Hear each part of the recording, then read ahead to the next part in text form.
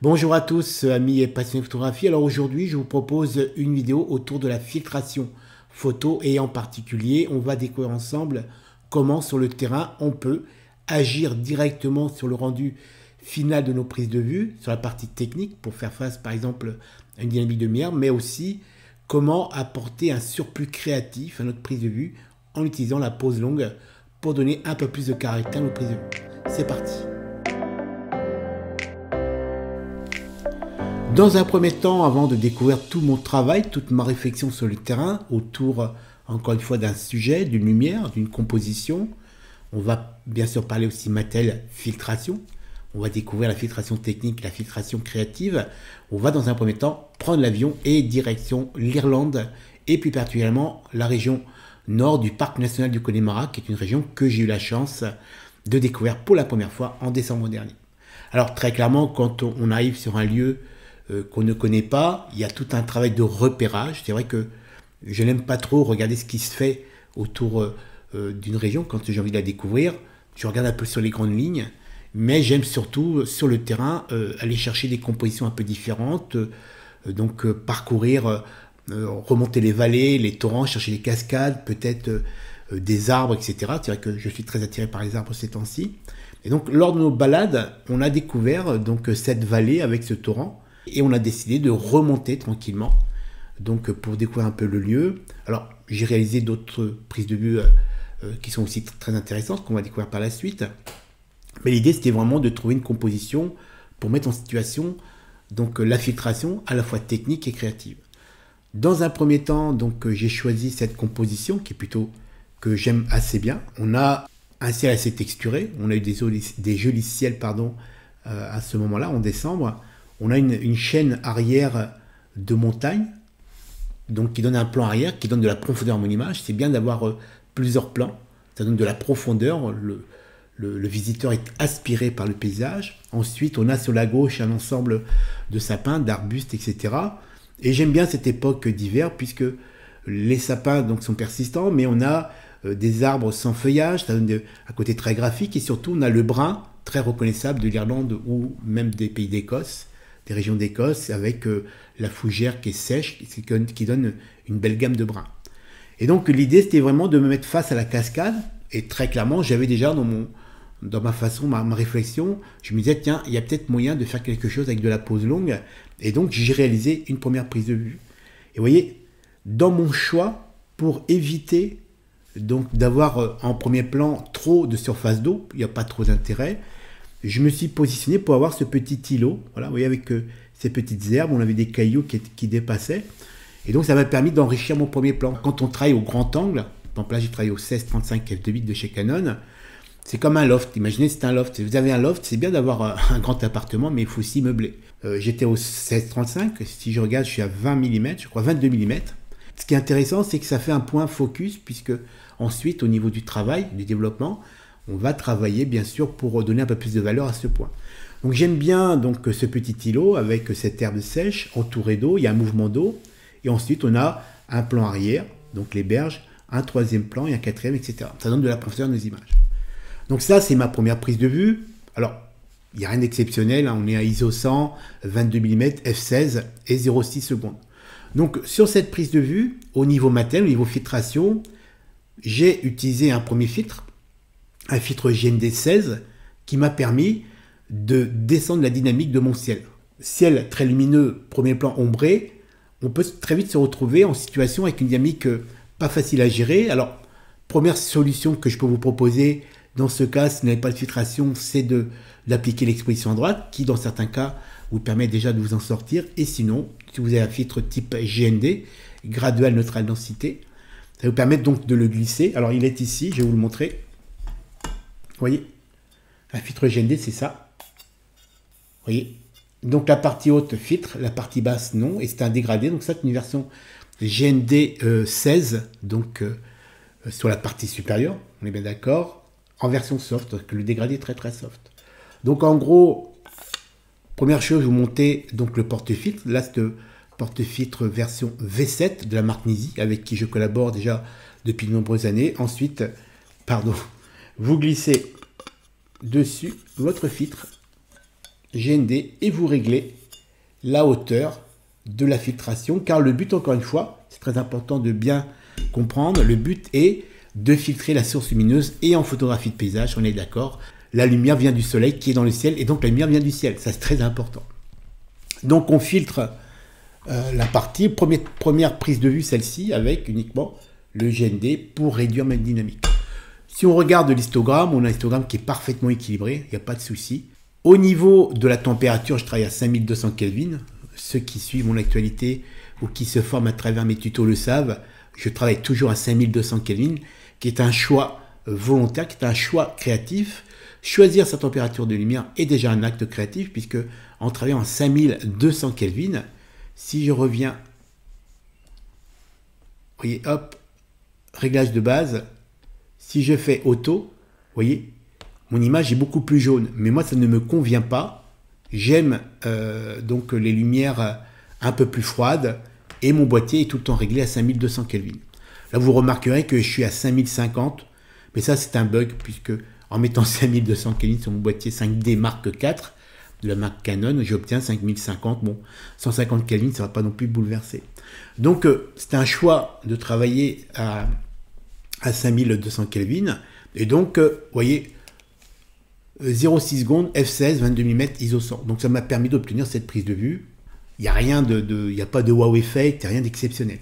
Donc, j'ai commencé par cette première prise de vue, car je savais que j'allais aller vers de la pose longue. D'ailleurs, mon cadrage a été dans ce sens-là. Mais ce qui est important, c'est que faut savoir que pour avoir une bonne pose longue, il faut déjà réaliser une bonne prise de vue.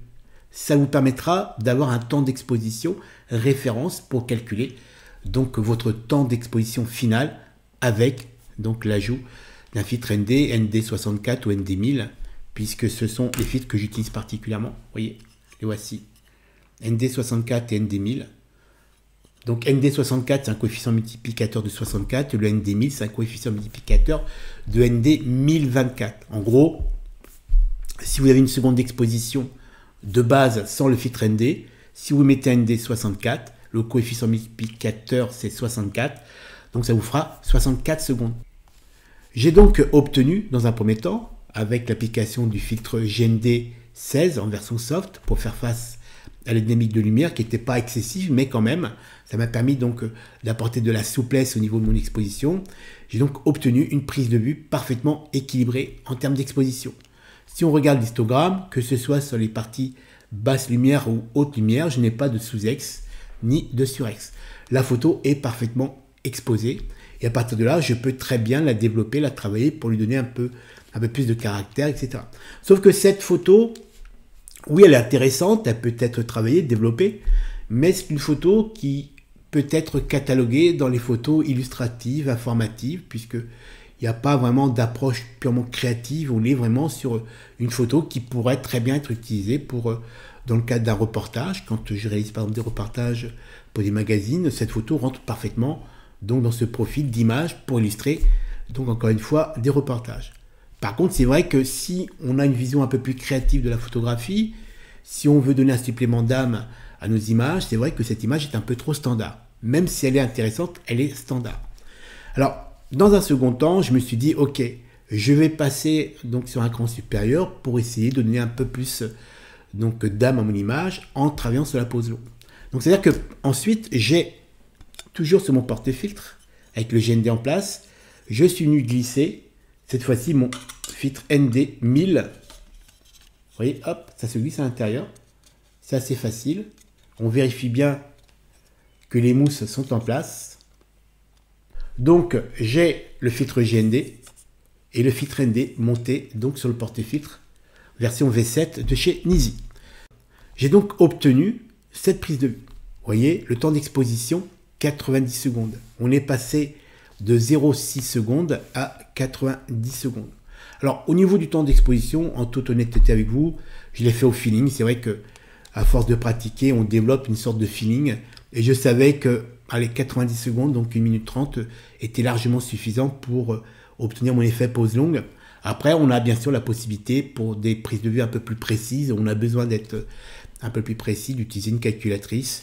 Et donc, cette calculette permet, dans certains cas où il faut être un peu plus précis, de pouvoir de pouvoir calculer un bon temps d'exposition parfaitement adapté aux conditions de lumière.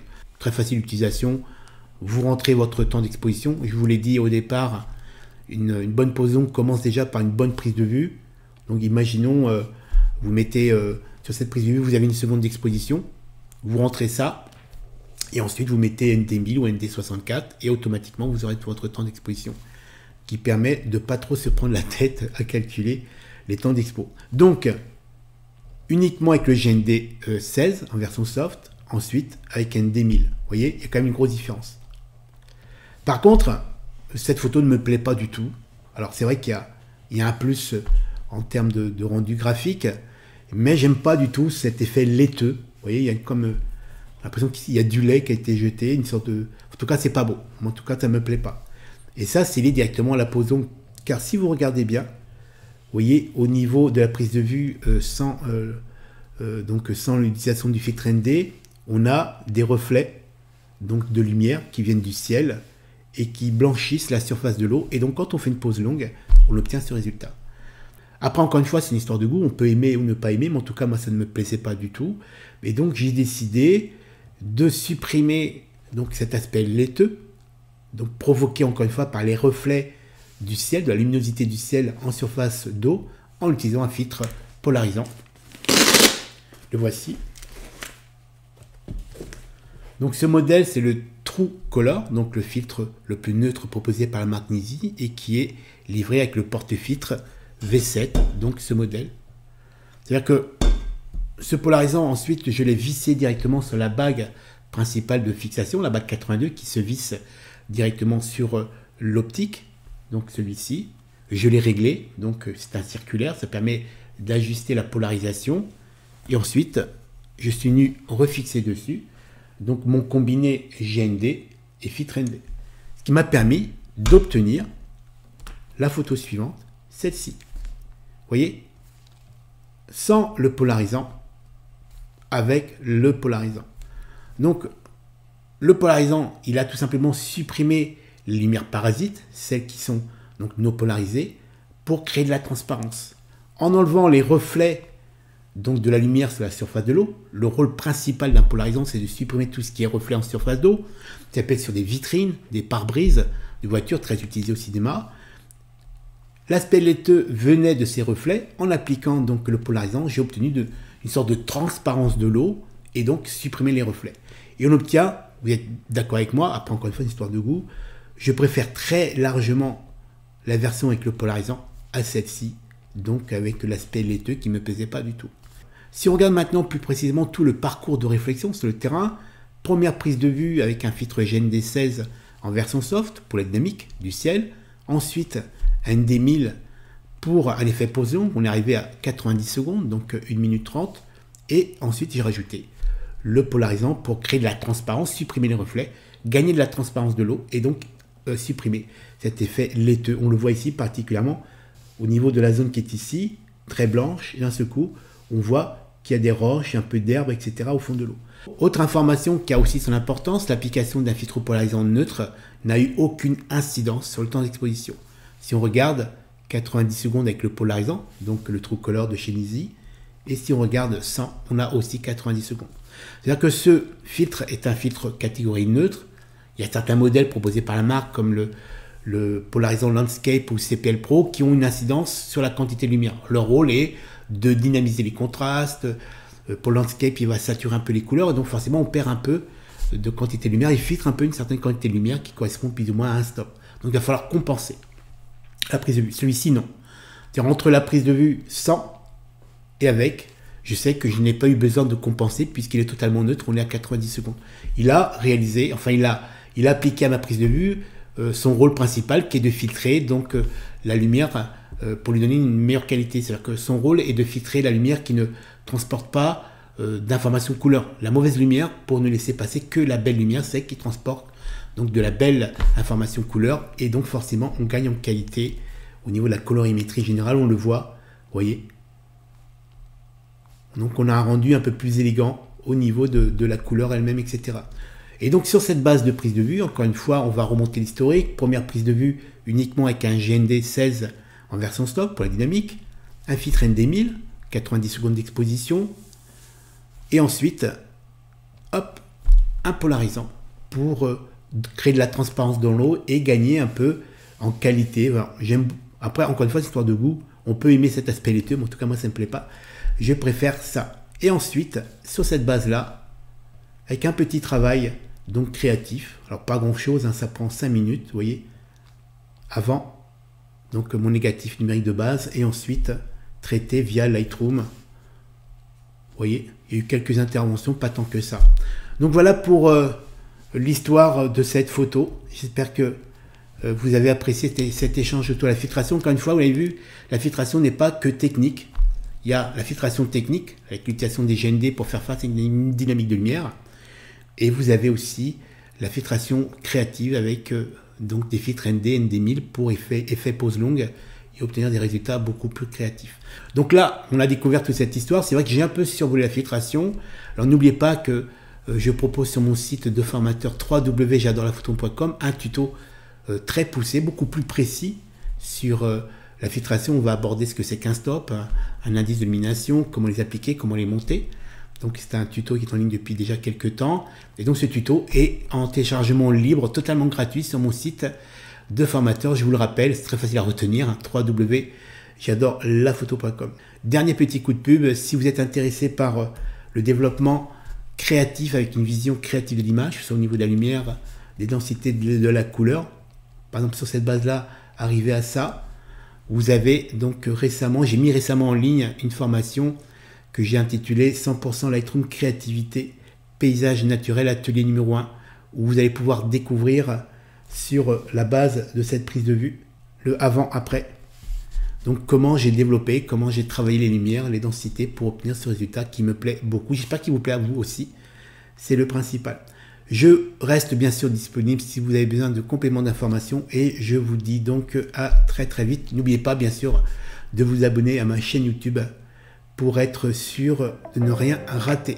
Je vous dis donc à très bientôt les amis, bye bye.